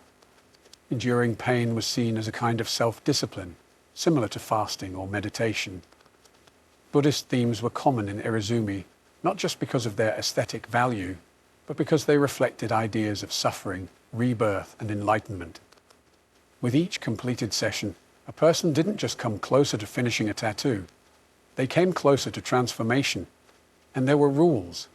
You couldn't flinch. You couldn't cry out. Moving too much could ruin the design or earn you a scolding from the horishi. Only the most serious clients completed their full bodysuit, known as munawari, with a chest panel left blank to avoid shocking society if the robe fell open. In a world where the elite wore silk and status, the tattooed wore pain and permanence. Every inch of an Edo tattoo told a story. These weren't random designs picked from a menu. They were mythologies mapped onto the body. Carefully chosen symbols, each one with layered meanings, encoded in swirling ink that stretched from shoulder to ankle. For the tattooed in Edo, Japan, the body became a canvas of personal folklore. Take the koi fish, for example. It wasn't just decorative. A koi swimming upstream represented strength, determination, and the willingness to face impossible odds. According to legend, a koi that reached the top of the waterfall became a dragon. It was the perfect metaphor for a man trying to climb his way out of the lower classes, to prove something the world refused to see. Dragons were everywhere, but they weren't the fire-breathing monsters of Western myth. They were protectors, spiritual guardians, powerful, wise, and deeply tied to the forces of nature. A dragon coiling across the back wasn't meant to intimidate. It was meant to shield, a constant, unseen presence between your skin and the world. Peonies symbolized bravery with a touch of elegance. Tigers stood for ferocity and resolve. Waves meant life's unpredictability. Demons and ghosts, warnings, cautionary tales inked into the flesh as reminders of the dangers lurking in both the physical and spiritual world. Many tattoos depicted full scenes from Chinese and Japanese folklore, battles, betrayals, divine interventions. Popular subjects included the Suikoden, a Chinese epic about 108 outlaw heroes. These stories resonated with the tattooed class: rebels, protectors, misfits who didn't quite fit into the samurai ideal, but still lived by a code. Buddhist deities were common too, particularly the wrathful ones, figures like Fudo Myu, the immovable protector. With sword in one hand and rope in the other, he bound demons and cut through ignorance. Having him tattooed on your back was like carrying a spiritual bodyguard, one who didn't mind getting violent when necessary. But not all meanings were universal. A tattoo's placement, size, and direction all mattered. A tiger climbing upward might mean ambition. Downward could suggest a warning. Even the order of when each section was tattooed said something about your journey. These symbols were sacred, private, and powerful. And in a society where words could betray you, tattoos became the most honest form of expression. As the Edo period progressed, the vibrant underground culture of Irezumi, once a secret code of honor among laborers, firemen, and gamblers, began to collide head-on with shifting social attitudes and rising paranoia from the ruling class. What was once admired in hidden bathhouses and tea houses slowly became associated with crime, deviance, and dishonor. The turning point came when the government began tightening its grip on public behavior. Tattooing, already unofficially frowned upon, started to take on a more dangerous reputation, especially as it became more visible among the bakuto, or gamblers, and other criminal groups who would eventually give rise to the modern yakuza. These men were often the only ones bold enough to wear full bodysuits openly, and as they became more organized, so did the stigma attached to their ink. Ironically, many of these same criminals had begun as outcasts from society, men who wore tattoos not to provoke fear, but to reclaim identity. But once crime syndicates began using tattoos to mark membership, territory, and loyalty, public perception shifted. The police didn't care whether your dragon symbolized courage or your koi fish meant perseverance. To them, tattoos now signaled one thing: criminality. The government responded with more bans. In the early 1800s, tattooing was officially outlawed, though enforcement varied depending on the region and who was doing the inspecting. Still, tattoo parlors went deeper underground. Horishi had to work in secret. Clients booked sessions through coded language. And artists began developing techniques to hide tattoos under layers of ink, or blend them into larger designs to confuse officials. The stigma wasn't just legal, it was social. Anyone visibly tattooed could be refused entry into public bathhouses, barred from temples, or denied marriage by respectable families.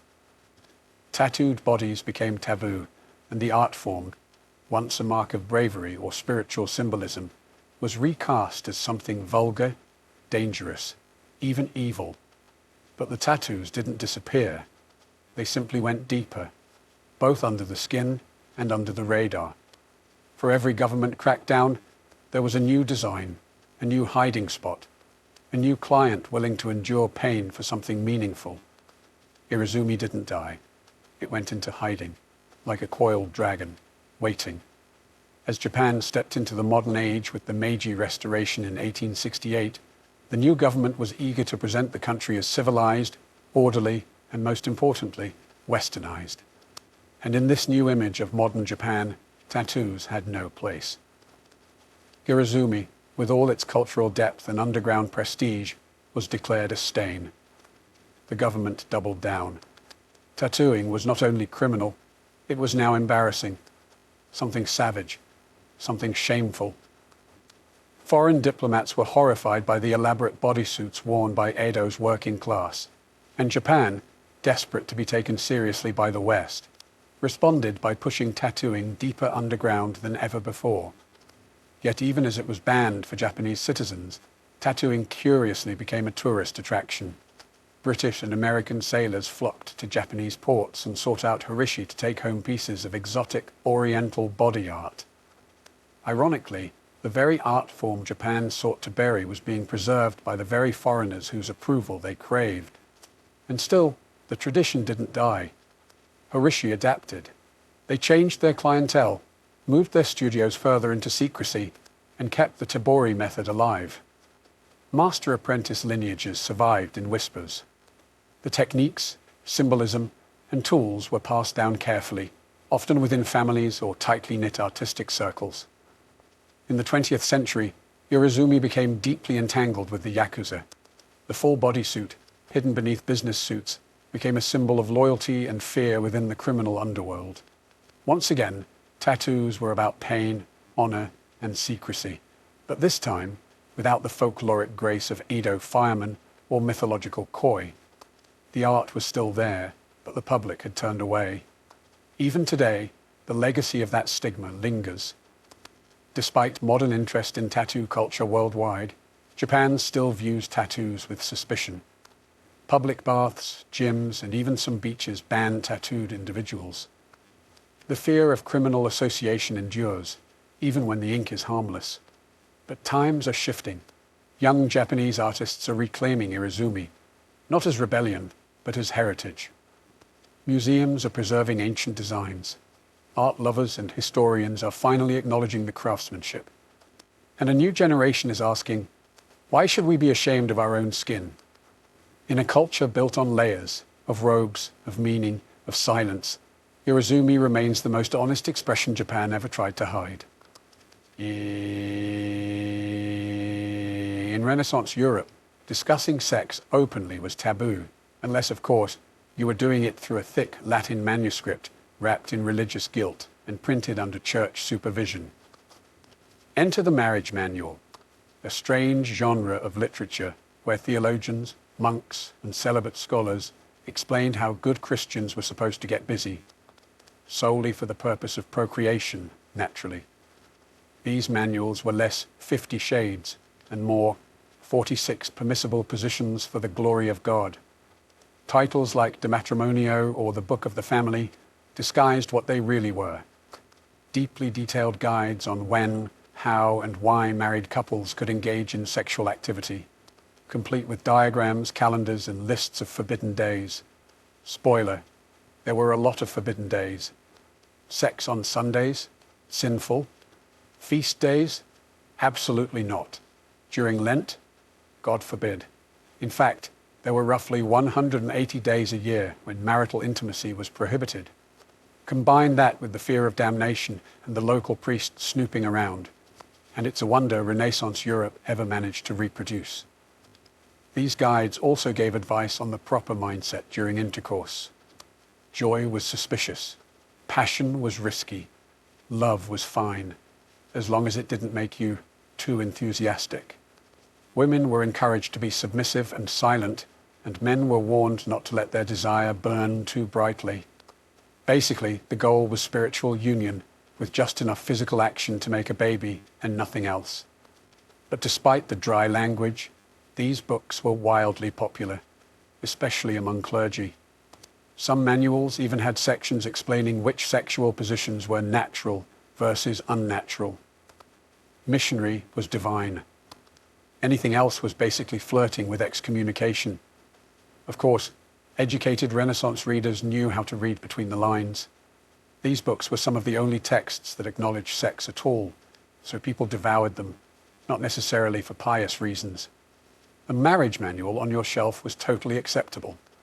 What you highlighted in it was your business.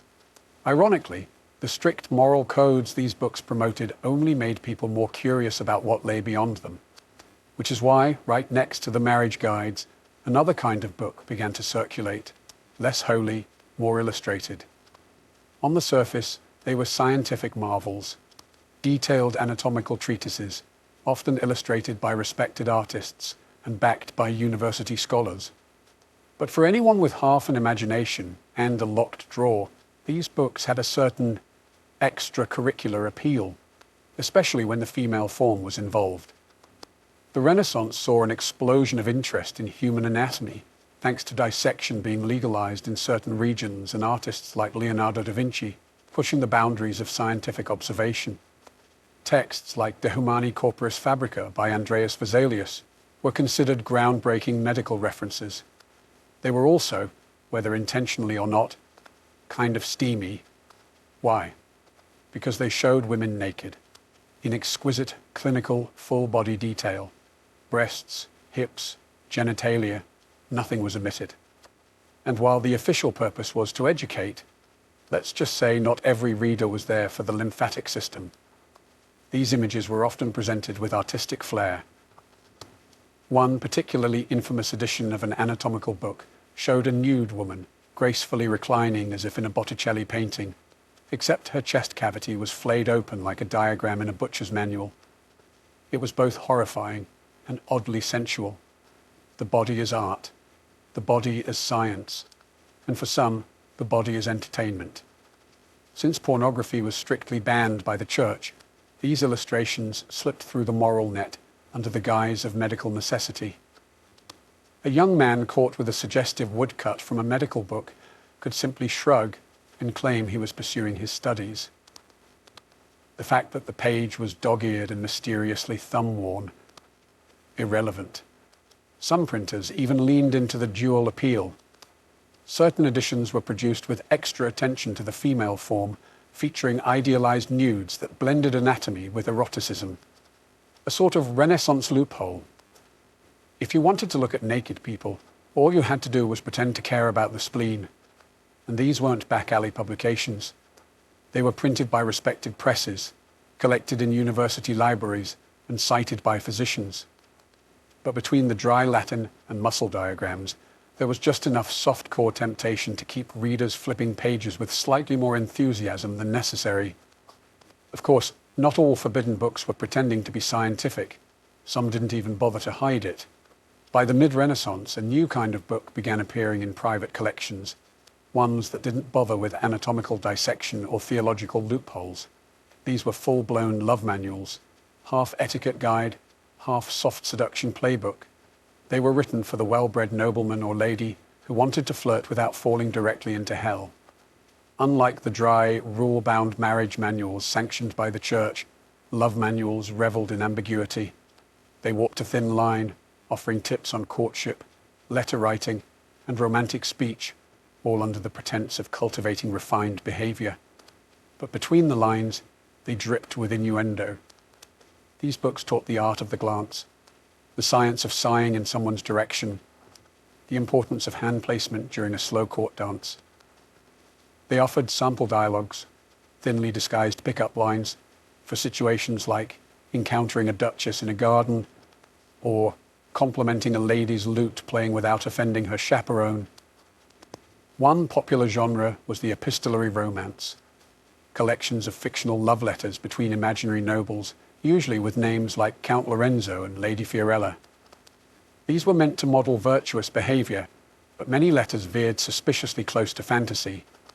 You could practically hear the bodices tightening and the gloves slowly coming off. Some of these manuals even included miniature poems and riddles, just enough to feel cultured, just vague enough to be interpreted as scandalous. The Renaissance reader loved double meanings, and love manuals delivered them in elegant rhyming couplets. And let's not forget the advice on grooming. One manual suggested men keep their fingernails clean and teeth white, so that a woman when kissed feels neither scratched nor offended. Others reminded ladies to maintain fresh breath and avoid onions before a romantic conversation. Practical, but not exactly spiritual. While these books didn't depict physical intimacy, they hinted at it constantly. And that was the point. They were less about lust and more about tension, the kind that built slowly across candlelit ballrooms, behind fans, through veils. For young nobles trapped between arranged marriages and strict religious codes, these manuals were escape hatches, legal to own, dangerous to understand. While the church cracked down on sin and scholars argued about virtue, some Renaissance readers were stashing ancient Roman poetry under their pillows, and not the kind Cicero would have approved of. Ovid's Ars Amatoria, The Art of Love, was one of the most widely circulated forbidden texts of the Renaissance. Technically a Roman classic, it offered a step-by-step guide to seduction, from spotting a lover at the theatre to how to feign jealousy, just enough to keep things spicy. It was witty, elegant, and totally immoral by church standards. Naturally, it was extremely popular. Educated men, and some very determined women, kept copies of Ovid hidden behind Bibles or bound in blank covers to pass unnoticed. Marginalia in some surviving copies includes notes like, "Try this at Carnival," and "Worked on Cecilia," because who said Latin had to be boring? Then there was The Golden Ass by Apuleius, a novel that slipped under the radar thanks to its mythological storyline, but included vivid scenes of transformation, lust, and the occasional talking donkey. It was technically a spiritual allegory. It was also erotica with a toga on. Even more daring were translations of Greek and Arabic love poetry, many of which emphasized sensual pleasure as a path to enlightenment. Renaissance Italy had a taste for the exotic, and Arabic texts, like those inspired by the Perfume Garden, circulated in small elite circles. These weren't openly sold, but if you had the right connections and enough gold, a copy might find its way to your study. Booksellers knew how to play the game. Officially, their shops were stocked with theology and grammar. Unofficially, a wink and a discreet coin could earn you access to a locked cabinet labeled Medical Curiosities or Private Readings. The church called it sinful. The merchants called it good business. Some nobles even commissioned illuminated manuscripts of these works, decorated with gold leaf, cherubs, and occasionally very detailed illustrations of things cherubs should not be watching. These books weren't just read, they were experienced, passed around at salons, whispered about at masquerades, banned by bishops, quoted by poets. And while everyone pretended they'd only read them for the Latin practice, the truth was obvious. For all the secret reading and scandalous giggling behind lace fans, the Renaissance wasn't a safe haven for literary freedom, especially not when the Inquisition was watching, and in Italy it always was. By the mid-1500s, the Catholic Church had grown increasingly suspicious of books that could corrupt the soul, which in practice meant anything remotely entertaining. In 1559, Pope Paul IV issued the first official Index Librorum Prohibitorum, the Index of Forbidden Books. It was exactly what it sounded like, a hit list of texts deemed too dangerous, heretical, or, God forbid, titillating. The list included everything from Protestant theology to astrology manuals, but buried among them were treatises on love, anatomy, and even poetry. Ovid, banned. Boccaccio's Decameron, banned. Anything by Erasmus that even hinted at individual thought, double banned. The church wasn't just trying to save souls. It was sanitizing the entire intellectual bloodstream. Possessing a forbidden book didn't just mean a slap on the wrist. If you were a printer, merchant, or noble caught with one, you risked public penance, house searches, confiscation, and even imprisonment. More than one scholar found himself summoned to explain why he had a Latin copy of The Art of Love, tucked between Aristotle and Aquinas. But the funny thing about banning books is that it usually makes them more desirable. Underground markets thrived. Printers in Venice, Lyon, and Basel published clean editions for public sale, and uncut, readers' editions for private clients. The difference might be a missing passage, a toned-down illustration, or a completely fake title page. One infamous copy of The Golden Ass was rebound as Sermons of St. Augustine. Talk about a plot twist. Noble families with private libraries developed entire systems for hiding forbidden texts. Secret compartments, false bindings, mirrored cabinets. It was part espionage, part erotica. A well-curated bookshelf said, "Yes, I fear God, but I also read Rabelais." Women were particularly clever about this. Since they were less likely to be targeted as intellectual threats, they often acted as literary couriers, borrowing, copying, and circulating books under the pretense of devotional reading. One nun in Naples allegedly kept a copy of The Perfumed Garden behind her copy of Lives of the Saints. Censorship may have ruled publicly, but in private, Renaissance readers just turned the page more carefully. Behind convent walls, away from the judgmental eyes of society and the ever-looming index of forbidden books, Renaissance nuns had access to their own libraries, and some of them were anything but holy. While convents were often seen as bastions of chastity and devotion, the truth was more complicated. These were also places of literacy, intellectual curiosity, and yes, suppressed desire.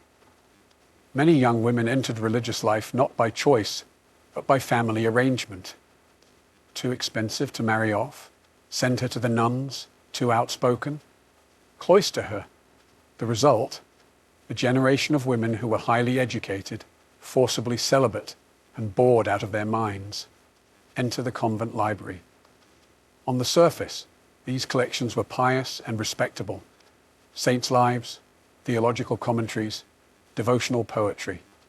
But dig deeper, and you'd find marginalia scrawled in the corners, entire passages underlined with suspicious enthusiasm, and in some cases, handwritten copies of banned love poetry tucked discreetly between prayer books. One nun in Ferrara was famously reprimanded for translating Ovid's Amores into the vernacular, allegedly for educational purposes. Others wrote their own verses, coded, melancholic, and often steeped in longing. Scholars today suspect that some of the most passionate Renaissance sonnets attributed to anonymous courtly ladies were actually penned by cloistered women using writing as a kind of romantic escape hatch. And it wasn't just poetry. Some convents had copies of anatomical treatises, ostensibly for medical knowledge, since nuns often acted as nurses. But as we've seen, anatomy books were rarely just about medicine. One abbess in Florence even petitioned to keep her convent's illustrated anatomy manual on the grounds that it helps the younger sisters understand temptation, which is a very creative interpretation. Of course, the church tried to regulate what was read behind those walls, but literacy meant autonomy, and autonomy meant subversion. Forbidden texts circulated quietly between trusted hands. Pages were memorized, copied, passed along with coded bookmarks. The scent of ink and vellum became, for some, more intoxicating than incense. In the silence of evening, after vespers and confession, a young nun might light a candle and open a worn book, not of scripture, but of something warmer. A poem, a story, the stolen fragment of a world she'd never touch, but could still imagine. Because sometimes the most forbidden books weren't about lust. They were about freedom. Not all forbidden books were kept in libraries or chained to monastery shelves. Some were hidden in aprons, buried under floorboards, or whispered from memory in back alley markets. These weren't printed by respected presses or debated in salons. These were the other Renaissance texts, the magical ones. Handwritten grimoires, herb manuals, and charm books passed between midwives, herbalists, and women who were definitely not calling themselves witches, but everyone else was. Love was power, and power, especially when exercised by a woman, was dangerous. That's why love spells were among the most feared and popular forms of forbidden knowledge. Renaissance charm books often included instructions on how to win affection, cause obsession, or rekindle a cold marriage. A strand of hair, a cup of wine, a muttered phrase beneath the full moon. It wasn't theology, it was folk science. And it worked, or at least it felt like it did. One famous spellbook from southern Italy included a ritual for ensuring fidelity. Sew a pinch of dried basil into your lover's doublet, whisper their name 3 times, and sprinkle rose water on their pillow. If they dreamed of you that night, the magic had taken hold. If they didn't, well, there were stronger measures. Aphrodisiacs were another staple of these underground texts. Recipes blended Renaissance botany with medieval imagination. Cinnamon, anise, ground oysters, mandrake root. Sometimes effective, sometimes toxic. One apothecary's manual cheerfully recommended a mixture of honey, wine, and powdered stag antler to awaken the fires of Venus. He failed to mention the violent nosebleeds. Men were curious, but women were the primary readers and keepers of these texts. Many passed recipes and rituals from mother to daughter, especially in rural areas where priests visited infrequently and midwives handled everything from birth to heartbreak. But owning such a book was a gamble. The Inquisition didn't look kindly on women with too much knowledge, and a love spell was just a witch trial waiting to happen. So pages were hidden, burned, or disguised as herbal journals. You could be an herbalist on Tuesday and a heretic by Thursday, depending on what someone saw or imagined.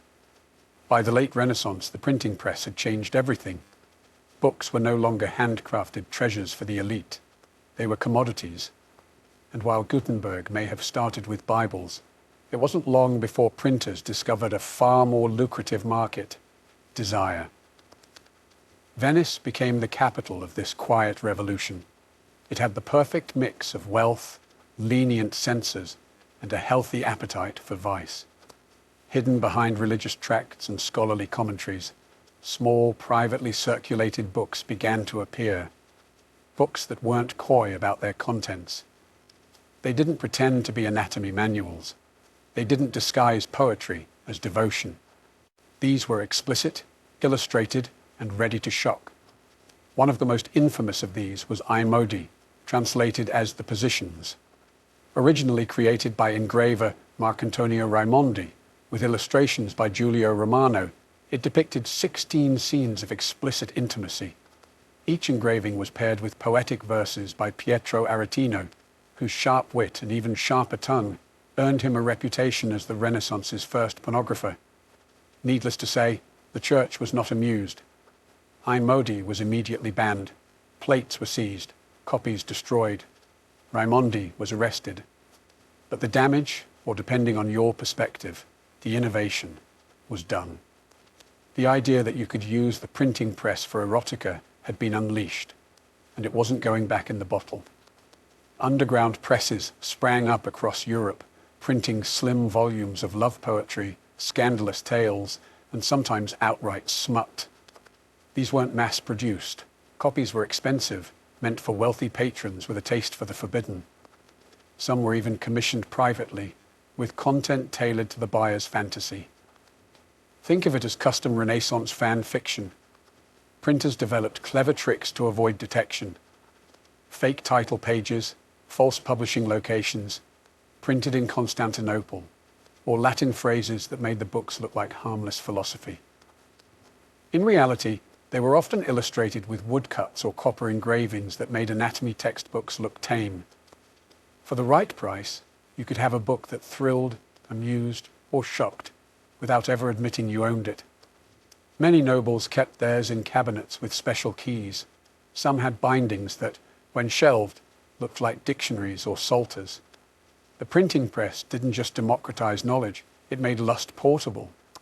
And with every new title, Renaissance readers got one step closer to something revolutionary: pleasure without permission. By the end of the Renaissance, the line between education, entertainment, and seduction had blurred beyond recognition. What began as anatomical curiosity or theological instruction had transformed into a secret bookshelf of longing, one that crossed gender, class, and even religious boundaries. And that's precisely what made it so dangerous. To the church, these books represented moral decay. To scholars, they were intellectual experiments. But to the people actually reading them, noble women, students, nuns, even merchants, there was something else entirely: power.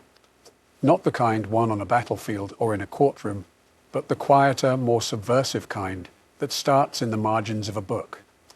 In an age where women's bodies were controlled, their voices silenced, and their desires shamed, these books offered an alternative script, a place where love wasn't always arranged, where pleasure could be named, and where curiosity didn't have to be confessed in Latin. Whether it was a love spell hidden in a herb manual, a censored sonnet copied by hand, or a banned poem read by candlelight, each was a rebellion in disguise. And let's not forget the men. For all the public bravado and church-sponsored guilt, they were buying these books too. Philosophers who debated virtue by day might go home and read The Golden Ass with a glass of wine. Priests who condemned lust from the pulpit sometimes kept a copy of Ovid tucked beneath their cassocks. Human nature, after all, has always been good at compartmentalizing. The forbidden bookshelf wasn't just a Renaissance quirk. It was a reflection of a world wrestling with change. The printing press had opened Pandora's box. Literacy was spreading. Ideas were getting harder to control. And once people realized that books could make them feel something deeply, privately, even sinfully, there was no going back. Most of these books didn't survive intact. They were burned, hidden, miscatalogued. But some did. They sit today in museum vaults and rare book rooms, fragile and foxed with age, still humming with the echoes of secrets whispered across centuries. Because the Renaissance wasn't just a rebirth of art and science. It was a rebirth of desire. And in between the sermons and sculptures, the forbidden books tell us everything the marble couldn't.